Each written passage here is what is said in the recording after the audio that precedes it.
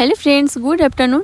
তো মায়ের শরীরটা বেশ খারাপ ছিল, তার জন্য ডাক্তারের প্রেসক্রিপশান অনুযায়ী ওষুধগুলো আমাদের সামনের মেডিকেল স্টোরে পাওয়া যাচ্ছিল না, তাই একটু দূর থেকেই নিতে গিয়েছিলাম। তো এখানে দেখলাম সব ওষুধগুলো মোটামুটি পাওয়া গেছে।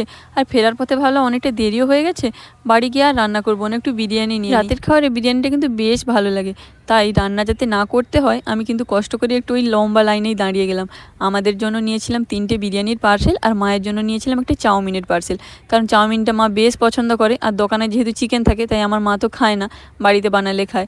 আর বিরিয়ানিটা কিন্তু আমি বরাবর কলকাতা বিরিয়ানি থেকেই কিনি, কারণ কলকাতা বিরিয়ানিটা বেশ টেস্টি। আর আমি আজকে 3টে বিরিয়ানির পার্সেল নিয়েছি। 3টে পার্সেলে আমি, বাপি, দিদি, বোন আমাদের 4 জনের আরামসে হয়ে যায়।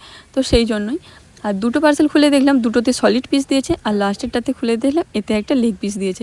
তো লেগ পিসটা তো বরাবর আমার বেশ ভালো লাগে। তো রাতের ডিনারে তোমাদের কার কার বিরিয়ানি ভালো লাগে সেটা অবশ্যই কমেন্টে জানিও। ডিনার তো একদম রেডি। তো আজকের মিনি ব্লগসটা কেমন লাগলো কমেন্টে জানিও। ভালো লাগলে চ্যানেলটা সাবস্ক্রাইব করে দিও।